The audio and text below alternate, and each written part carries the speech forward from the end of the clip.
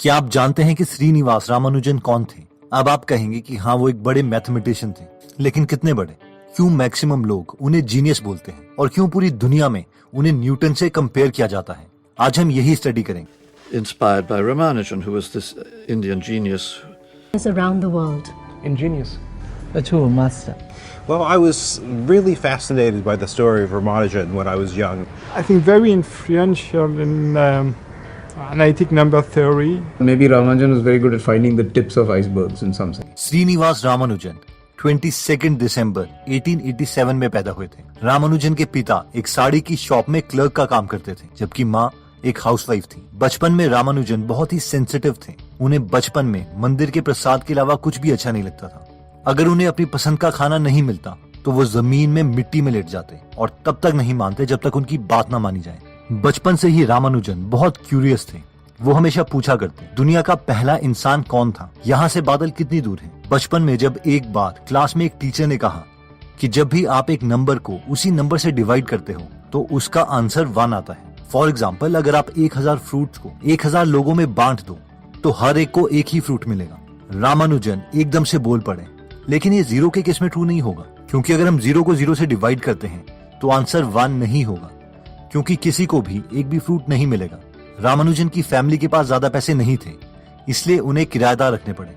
वो किराएदार 2 स्टूडेंट्स थे जो कि पास के एक लोकल गवर्नमेंट कॉलेज में पढ़ते थे। इन दोनों ने देखा कि रामानुजन मैथ्स में बहुत इंटरेस्टेड हैं, इसलिए अपने फ्री टाइम में रामानुजन को मैथ्स पढ़ाते। रामानुजन बहुत ही कम टाइम में उन दोनों स्टूडेंट से भी मैथ्स में अच्छे हो गए। रामानुजन हमेशा उन दोनों को लाइब्रेरी से मैथ्स की बुक्स लाने को कहते।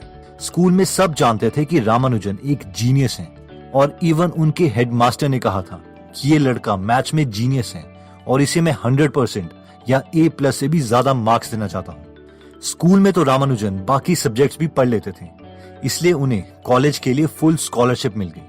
लेकिन कॉलेज तक पहुंचते पहुंचते उनका मैथ्स में बहुत ज्यादा इंटरेस्ट हो गया था और वो बाकी सब्जेक्ट्स नहीं पढ़ते थे और मैथ्स के अलावा बाकी सारे सब्जेक्ट्स में फेल हो जाते।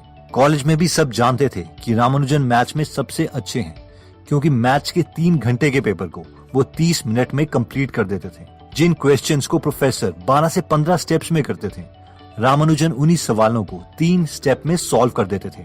लेकिन इन सब के बावजूद रामानुजन की स्कॉलरशिप कैंसिल कर दी गई और उन्हें कॉलेज छोड़ना पड़ा, क्योंकि वो बाकी सब्जेक्ट्स में पास ही नहीं हो पा रहे थे।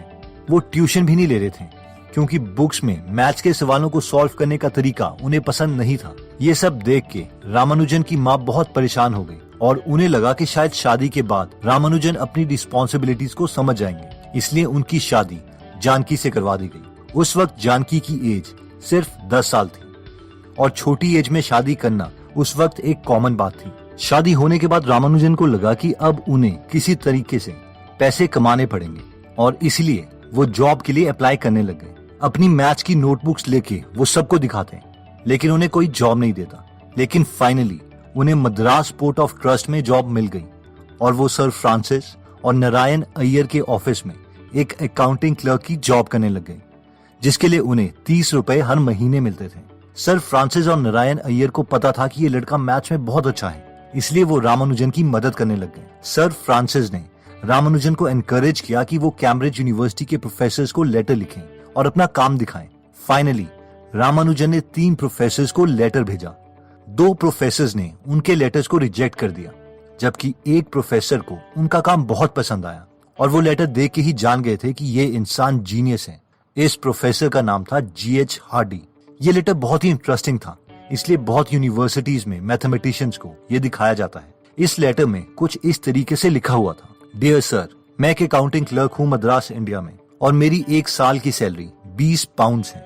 मैं 23 साल का हूँ, मेरे पास कोई यूनिवर्सिटी डिग्री नहीं है और मेरे पास सिर्फ स्कूल जितनी एजुकेशन है। मेरे पास जितना भी फ्री टाइम होता है उसे मैं मैथमेटिक्स में लगा देता हूँ। मैंने डाइवर्जेंस थियोरी पर भी काम किया है और लोकल मैथमेटिशियंस उनके रिजल्ट्स को आउटस्टैंडिंग बोलते हैं। मैं इस लेटर के साथ आपको अपनी कुछ थियोरम्स भेज रहा हूँ। अगर आपको इन थियोरम्स में कुछ वैल्यूएबल लगता है तो मैं चाहता हूँ कि मेरे काम को पब्लिश किया जाए। Yours truly, S. रामानुजन। उस वक्त हार्डी को बहुत से ऐसे लेटर्स मिलते थे जिसमें लोग क्लेम करते थे कि उन्होंने बड़ी बड़ी डिस्कवरीज की हैं, लेकिन हार्डी बोलते हैं कि मैं पहली लुक में ही जान गया था कि ये लेटर उन कैटेगरी में नहीं है। रामानुजन ने इस लेटर के साथ करीबन 50 थियरम्स भेजी थी, जिसमें से एक मुझे बहुत अच्छी लगी क्योंकि वो बहुत नॉन इंट्यूटिव है। आई होप आपको भी ये बहुत अच्छी लगेगी। मान लीजिए मैं आपको बोलता हूँ 1 + 2 + 3 + 4 + 5 + dash dash dash up to infinity, तो इसका सम क्या होगा? आप इसका आंसर क्या बोलोगे? यानी अगर मैं आपको 1 रुपए देता हूँ, फिर मैं आपको 2 रुपए देता हूँ, फिर 3 रुपए, फिर 4 रुपए, फिर 5 रुपए एंड सो ऑन और देता ही जाता हूँ, तो आपके पास एंड में कितने पैसे बचेंगे? तो आप बोलेंगे कि ये तो इन्फिनाइट होगा क्योंकि इन्फिनाइट टाइम्स आपको पैसे मिल रहे हैं। लेकिन इसका आंसर -1/12 है। यानी अगर कोई आपको पैसे दे ही जा रहा है इन्फिनाइट टाइम तक, तो एंड में आपके पास कुछ भी नहीं होगा, बल्कि दूसरे इंसान के पास 1/12 रुपीज होंगे। और ये बहुत नॉन इंट्यूटिव है, मैं जानता हूँ, इवन आजकल के मैथमेटिशियंस के लिए भी। लेकिन ये सीरीज इतनी इंपॉर्टेंट है कि आज की लेटेस्ट थियोरी स्ट्रिंग थ्योरी में भी इसका यूज किया जाता है। अगर हम ये रिजल्ट स्ट्रिंग थ्योरी में नहीं डालते तो स्ट्रिंग थ्योरी को कंटिन्यू नहीं किया जा सकता। The areas of physics. This is a very well-known string theory textbook by Joe Polchinski. As you can see, sort of quite early on, page 22, we have this statement here, which is that the sum of all, this is basically saying the sum of all the integers. और ये बस एक छोटा सा result था रामानुजन के बहुत से रिजल्ट्स में से। इस लेटर के बाद हार्डी ने रामानुजन को इमीडिएटली लेटर लिखा और कहा, डियर सर, मैं आपके काम में बहुत इंटरेस्टेड हूँ। आप जितनी जल्दी हो सके इनके प्रूफ मुझे सेंड कर दीजिए। हार्डी के लेटर्स के बाद इंडिया में ब्रिटिश गवर्नमेंट रामानुजन को सीरियसली लेने लग गई और उन्हें यूनिवर्सिटी डिग्री में होने के बावजूद प्रेसिडेंसी कॉलेज में रिसर्च स्कॉलरशिप मिल गई, जहाँ उन्हें 75 रुपए पर मंथ मिलते थे। हार्डी ने रामानुजन को बहुत कन्विंस किया कि वो कैम्ब्रिज यूनिवर्सिटी में उनके साथ काम करने के लिए आए, लेकिन रामानुजन ने मना कर दिया कि अगर वो ओवरसीज गए तो कोई भी उनके बच्चों के साथ शादी नहीं करेगा। लेकिन फाइनली रामानुजन मान गए जब उनके सपने में उनकी देवी नामागिरी ने दर्शन दिए और कैम्ब्रिज जाने के लिए कहा। रामानुजन कैम्ब्रिज यूनिवर्सिटी में हार्डी और लिटिल वुड से मिले और उन्हें अपने पिछले 10 सालों में लिखी हुई 3000 थियरम्स दिखाई। हार्डी ने रामानुजन को कन्विंस किया कि अगर वो अपने काम को पब्लिश करना चाहते हैं तो उन्हें उन थियरम्स के प्रूफ देने पड़ेंगे, क्योंकि रामानुजन डायरेक्टली आंसर लिख देते थे और प्रूफ नहीं देते थे। लेकिन नॉर्मल पब्लिक को समझाने के लिए हर स्टेप किस बेसिस पर आया है ये बताना जरूरी था, इसलिए रामानुजन ने कैम्ब्रिज में क्लासेस लेना स्टार्ट कर दिया। 1915 तक रामानुजन के 9 पेपर पब्लिश हो चुके थे, जिनमें modular equations and approximation to pi एक फेमस पेपर था। रामानुजन हमेशा भीड़ से अलग रहते थे। अब क्योंकि इंग्लिश लोग नॉन वेज खाते थे, इसलिए रामानुजन अपने कमरे में राइस, सांबर और फ्रूट्स खाते, जहाँ पर कैम्ब्रिज में बाकी इंडियंस बाहर घूमते। रामानुजन बहुत ही छोटे ग्रुप में या फिर अकेले ही रहना पसंद करते थे। इस वक्त वर्ल्ड वॉर 1 चल रही थी और उन्हें अपनी माँ और पत्नी की याद आ रही थी। रामानुजन चाहते थे कि उनकी पत्नी जानकी उनके साथ कैम्ब्रिज आ जाए, लेकिन रामानुजन की माँ ऐसा नहीं चाहती थी, इसलिए वो रामानुजन के लेटर्स जानकी को नहीं दिखाती और जानकी के लेटर्स को रामानुजन तक नहीं पहुंचने देती थी। रामानुजन बहुत दुखी हो गए थे क्योंकि उन्हें अपने लेटर्स का कोई जवाब नहीं मिल रहा था। वो बहुत बीमार भी होने लग गए। चेकअप के बाद उन्हें पता चला कि उन्हें ट्यूबरक्लोसिस है। वो इतने दुखी हो गए कि एक बार वो एक ट्रेन के आगे कूद गए। लकीली गार्ड ने ट्रेन रुकवा दी और वो बच गए, लेकिन पुलिस ने उन्हें अरेस्ट कर दिया। हार्डी वहां पर पहुंचे और उन्होंने झूठ कह दिया कि रामानुजन रॉयल सोसाइटी के फेलो हैं, इसलिए उन्हें अरेस्ट ना किया जाए। जब पुलिस ने कंफर्म किया तो उन्हें पता चला कि रामानुजन एक फेमस मैथमेटिशियन है, इसलिए उन्हें छोड़ दिया गया। लेकिन ये झूठ बहुत ही जल्दी सच हो गया और रामानुजन को एक्चुअल में रॉयल सोसाइटी का फेलो बना दिया गया और रामानुजन से एस रामानुजन FRS बन गए। जिन्हें नहीं पता, FRS एक बहुत ही सिग्निफिकेंट ऑनर है जो कि बहुत ही फेमस साइंटिस्ट को मिला है, जैसे कि आइजैक न्यूटन, माइकल फैराडे और Albert Einstein. Indian mathematical society में रामानुजन की बहुत तारीफ हुई और जर्नल के फ्रंट पेज में उनका नाम पब्लिश किया गया। रामानुजन को लगा कि इंडिया जाके शायद उनकी तबीयत ठीक हो जाएगी, इसलिए वो इंडिया वापस चले गए।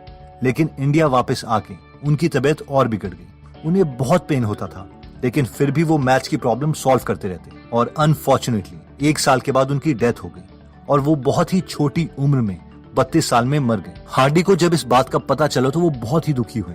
हार्डी कहते हैं कि मैं बहुत लकी हूँ कि रामानुजन ने मुझे लेटर लिखा और सबसे पहले वो मुझे मिले। रामानुजन से मैंने बहुत कुछ सीखा है। मरने से 3 महीने पहले रामानुजन ने हार्डी को एक लेटर लिखा था। उन्होंने अपनी हेल्थ के बारे में उस लेटर में कुछ नहीं बताया था और बस यही लिखा था कि मैंने रिसेंटली बहुत ही इंटरेस्टिंग फंक्शंस डिस्कवर किए हैं, जिन्हें मैं मॉक थीटा फंक्शंस कहता हूँ। ये मैं आपको सेंड कर रहा हूँ। आई होप आपको पसंद आएंगे। तो दोस्तों, इस वीडियो में हमने श्रीनिवास रामानुजन की लाइफ स्टोरी के बारे में देखा, जब भी मैं रामानुजन की स्टोरी के बारे में पढ़ता हूँ तो मुझे हमेशा दो चीजों से काफी दुख होता है। एक तो यह है कि रामानुजन 32 साल में ही मर गए। अगर वो एक नॉर्मल लाइफ स्पैन भी जीते, जैसे कि 60 से 70 साल, तो वो बहुत सी डिस्कवरीज कर सकते थे। दूसरा दुख मुझे इस बात का होता है कि जब तक ब्रिटिशर्स ने रामानुजन के टैलेंट को नहीं पहचाना, इंडिया में उनकी कदर नहीं हुई। और अगर वो हार्डी को लेटर नहीं लिखते तो शायद हमें उनके बारे में पता भी नहीं होता। और इससे बड़े दुख की बात तो ये है कि क्या ऐसे केसेस एक्चुअल में इंडिया में हुए होंगे कि कोई टैलेंटेड तो है लेकिन उसके टैलेंट को हम पहचान ही नहीं पाए, इसलिए उसका कभी पता ही नहीं चला और शायद वो ऐसे ही स्ट्रगल करते करते रह गया।